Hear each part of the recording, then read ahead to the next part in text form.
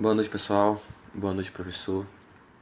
Hoje a gente vai falar um pouquinho sobre os princípios da administração científica, eu e Renan. Bom, para começar a falar sobre administração científica, a gente precisa falar sobre Taylor, né, que é o fundador, só para conhecer um pouquinho ele. Frederick Winslow Taylor, ele nasceu em 1853 na cidade de Germantown, atual Filadélfia, nos Estados Unidos. Passou a maior parte da sua infância estudando em casa com sua mãe, mas teve uma experiência também na França e na Alemanha, um ano em cada estudando, até que ingressou na Phillips Academy, onde terminou a sua primeira formação. Influenciado por seu pai, que era advogado, Taylor ingressou em Harvard no curso de Direito, mas não se adaptou e largou o curso. Acabou levando como uma profissão de segundo plano. Após a depressão de 1873, Taylor iniciou sua vida profissional como aprendiz industrial no chão de fábrica de uma empresa de bombas. E 5 anos depois dessa experiência, em 1878, Taylor se tornou trabalhador na Midvale Steel Company, que era uma loja de máquinas. Lá, ele passou por sucessivas promoções, desde chefe de equipe até supervisor, diretor de pesquisa, até chegar a engenheiro-chefe.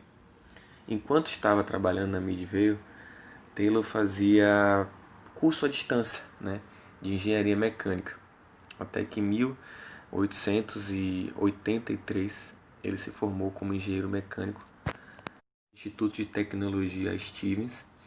E em 1893, após essa longa experiência, Taylor fundou a administração científica Os Princípios, abriu a empresa de consultoria. Em 1915, ele veio a falecer na Pensilvânia.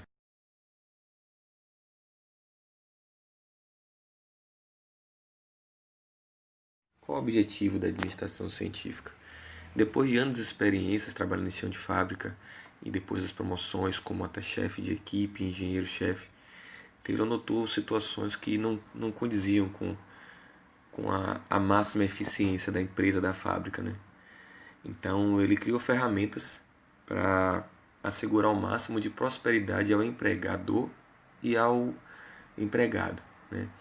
Para o empregador, para o patrão, não só maiores dividendos, mas também um custo de produção inferior, com o desenvolvimento de ferramentas que agilizassem o trabalho, né? E para os empregados, não só salários mais altos, né, do que recebiam antigamente, mas um aproveitamento maior, trazer mais eficiência ao trabalho e possibilitando que cada um tinha características diferentes um do outro e eram alocados em lugares onde tinham aptidões naturais, né? Então eram atribuídos para eles aqueles trabalhos onde tinham aptidões naturais, trazendo mais eficiência, mais agilidade a todo o processo de produção.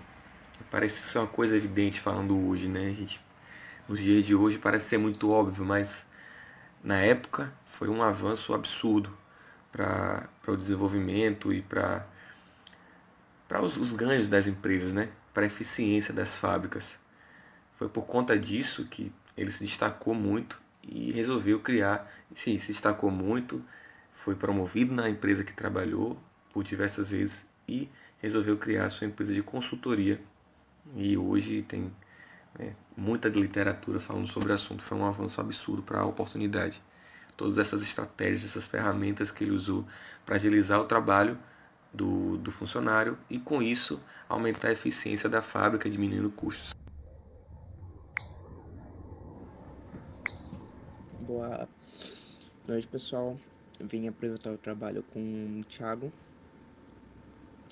e eu vim falar sobre os avanços positivos que Taylor teve. Como Taylor foi um grande idealizador da eficiência industrial, registrou 50 patentes de invenção sobre máquinas, ferramentas e processos. A sua sistematização, ou seja, a administração científica, foi criada para que as pessoas, a indústria consiga a melhor, maior e mais rápida produção.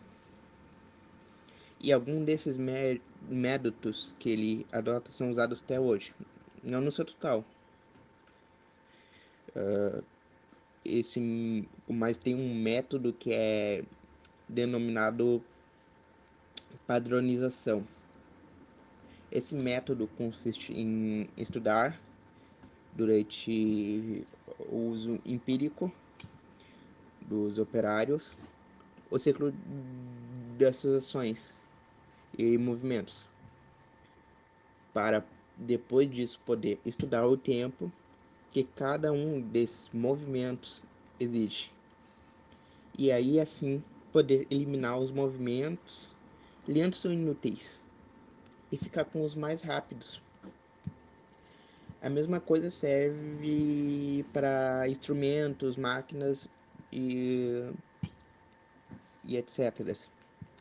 Esse método melhorado permite trabalhar com mais rapidez e facilidade. Mas como o Taylor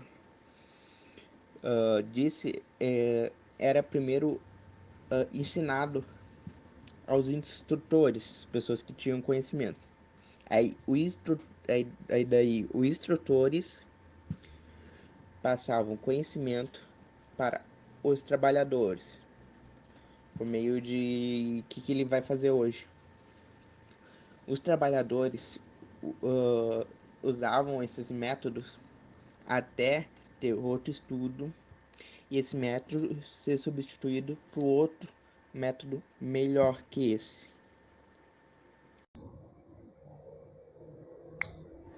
Filosofia e dos princípios. Né? Após os resultados obtidos de seus experimentos, ele teve a consolidação de seus métodos e chegou a determinados elementos dos princípios de sua observação científica.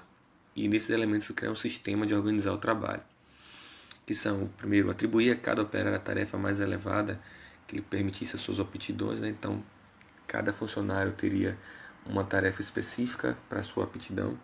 Solicitar a cada operário o máximo de produção que se pudesse esperar de um trabalhador hábil de sua categoria, então cobrar de fato.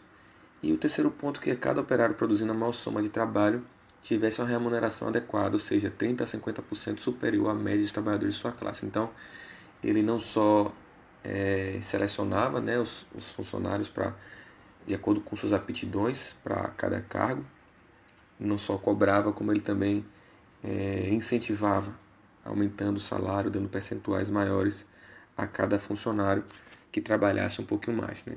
Desses três elementos surgiu a principal orientação dos seus trabalhos, né, onde ele buscava entender quais os problemas do processo de fabricação, chamando eles de princípios de administração científica. Quais são esses princípios? Planejamento, seleção, controle e execução. Então, segundo ele, seguindo esses princípios, poderia-se obter uma mão de obra eficiente e dar para esses trabalhadores salários mais elevados. Vamos falar um pouquinho de cada uma. Né? O primeiro ponto é desenvolver uma ciência que pudesse aplicar-se a cada fase do trabalho humano, em lugar dos velhos métodos rotineiros. Nesse se enquadra o planejamento. Então, diferente do que se tinha antigamente, ele planejava antes o trabalho. O segundo ponto é selecionar melhor o trabalhador para cada serviço, passando em seguida a ensinar, treinar e formar ele em lugar do antigo costume de deixar a ele que selecionasse o seu serviço e se formasse da melhor maneira. Então aqui a gente tem a seleção, o segundo princípio. Ele selecionava o trabalhador para cada atividade que, né, a sua aptidão fosse melhor, se parecesse mais. O terceiro ponto, criar um espírito de profunda cooperação entre a direção e os trabalhadores, com o objetivo de que as atividades se desenvolvessem de acordo com os princípios da ciência e aperfeiçoamento. Então ele tinha o controle da empresa, né? Ele criava ali um espírito de cooperação, então os trabalhadores se ajudavam, a direção, todo mundo se ajudava com o objetivo de desenvolver a empresa, né? De acordo com o princípio do aperfeiçoamento. E o quarto ponto era dividir o trabalho em iguais processos entre a direção e os trabalhadores, devendo cada departamento atuar sobre aqueles trabalhos para os quais estivesse mais bem preparado, substituindo dessa forma as antigas condições nas quais todo o trabalho e a maior parte da responsabilidade recaíam sobre os trabalhadores. Né? É a execução, é o último princípio. Então aqui ele resume, né, o princípio da administração, especificando cada ponto, e hoje a gente consegue compreender como foi, né, o avanço que ele trouxe para a época, né. Imagino que tenha sido difícil essa adaptação, mas realmente são avanços que perfeitamente perceptíveis, né? O porquê que ele tem tanta fama hoje em dia. Controle. Todas as artes mecânicas que a ciência estuda são tão vastas e complicadas que os operários mais competentes, com ou sem auxílio de seus chefes, são incapazes de compreender, seja por falta de instrução ou capacidade mental. Então, a fim de que o trabalho possa ser feito de acordo com as leis científicas, os trabalhos devem ser precedidos de atividades que habilitem os operários a fazer seu trabalho mais rápido, e a cada homem deve ser instruído diariamente dos seus superiores. Esta cooperação entre a direção e o trabalhador é parte essencial da administração científica. Bom, ainda falando dos princípios, eu vou falar um pouquinho mais de cada um deles, aprofundar um pouquinho mais. O planejamento, né, foi a mudança do método empírico para o científico. Os operários eles têm aprendido a executar os trabalhos por meio da observação dos companheiros vizinhos, no qual é representado pelo método empírico. Né? Há diferentes maneiras para fazer a mesma coisa, porque há uma grande variedade de métodos e instrumentos que podem ser utilizados em cada operação, mas sempre há métodos mais rápidos e instrumentos melhores do que os demais, e esses métodos podem ser aperfeiçoados na análise científica, com acurado e minucioso estudo de tempo, e substitui o método empírico pelo científico. Seleção. No modelo de administração em que os antigos escolhiam seu próprio trabalho e treinavam a si mesmos como podiam, na administração científica a gerência seleciona cientificamente o trabalhador, falando com ele individualmente, para ele ter o conhecimento de suas aptidões naturais. Treina, ensina e aperfeiçoa ele, para que os homens possam executar em ritmo mais rápido, procurando o aumento individual da eficiência, os tipos mais elevados de trabalho, de acordo com suas habilidades naturais. Essa seleção não busca achar homens extraordinários, mas homens comuns que sejam especialmente apropriados para o trabalho. E por último, falando de execução, sob o sistema de administração científica, a direção deve planejar e verificar que o trabalhador pode ser melhor e mais economicamente viável com a divisão dos trabalhos. Né? Os antigos sistemas de administração impõem que cada trabalhador seja entregue a responsabilidade de executar seu trabalho como melhor entender, quase sem auxílio e orientação da gerência. Mas é necessário a melhor divisão de responsabilidades entre a direção e o trabalhador, já que sob o sistema de administração antigo o problema estava praticamente no trabalhador, né? Enquanto na administração científica o problema está na direção.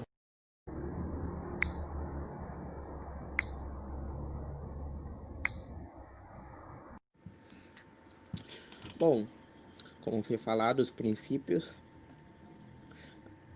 na definição, na teoria, no elemento, mas como isso funciona na prática. O Taylor trabalhou em uma fábrica, tinha 75 carregadores de barras de aço. E cada operário, ele calculou que cada operário carregava em média 12 toneladas por dia. E que ele, depois muito, ele conseguiu comprovar que os melhores carregadores de barra de aço conseguiam transportar 48 toneladas por dia. Então, o Taylor, com essa base no sistema científico, disse que queria chegar a 80 toneladas por dia para o homem que devia carregar. E que cada homem tinha que carregar 47 toneladas por dia. De modo ainda que o operário se sentisse satisfeito, carregando 47 toneladas. Nesse sentido, a primeira decisão de Taylor foi fazer a seleção científica do trabalhador. Decidiu falar com um trabalhador por vez para avaliar as aptidões de cada um, porque se procura, porque não se procura o aumento da eficiência no grupo, mas sim no individual. Estudaram 75 carregadores e no final da seleção separaram 4 homens que tinham as aptidões físicas para carregar 47 toneladas por dia.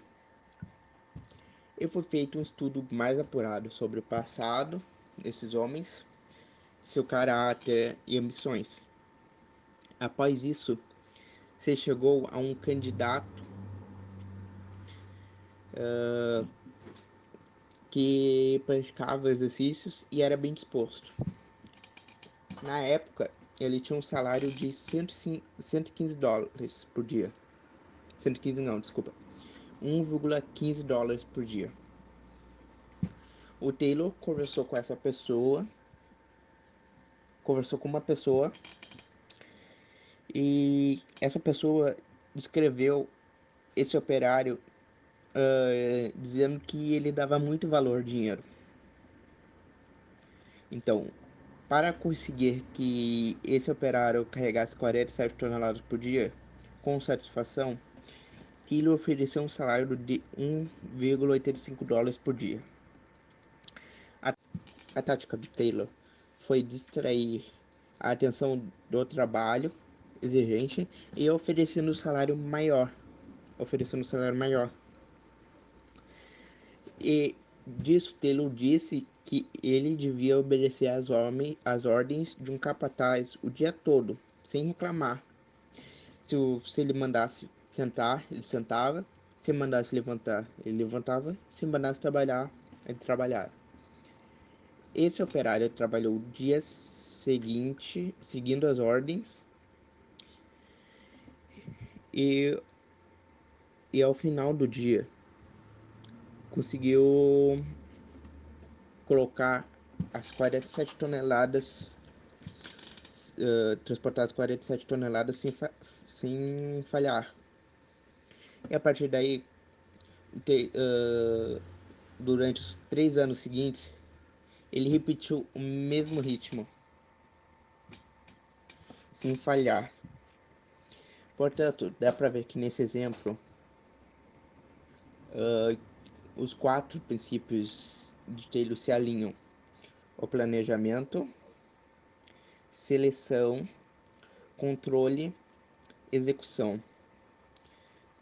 Exatamente como eles sempre costumam andar juntos. O trabalho de Taylor trouxeram produtividade, aumento dos lucros e vantagens até mesmo para os trabalhadores, mas também trouxeram diversos problemas. A exploração do trabalhador por produzir mais e não receber o tanto que deveria, alienação do trabalhador, já que são designadas apenas uma simples e repetitiva tarefa, e, e a empresa via o operário como máquina do sistema, não como um ser humano, mas algo que podia ser trocado se não estivesse agradando. E os operadores não se sentiam desmotivados, porque a diretoria não ouvia suas ideias, porque achava que os operários não tinham conhecimento. Quem apenas tinha conhecimento eram os operários, as pessoas formadas com conhecimentos técnicos. Apesar disso, existe se usa o Taylorismo, mas não isso total. Se usa apenas a parte da produção, que aumenta a produção e o valor, e só as partes boas. E começam a tratar o operário com mais decência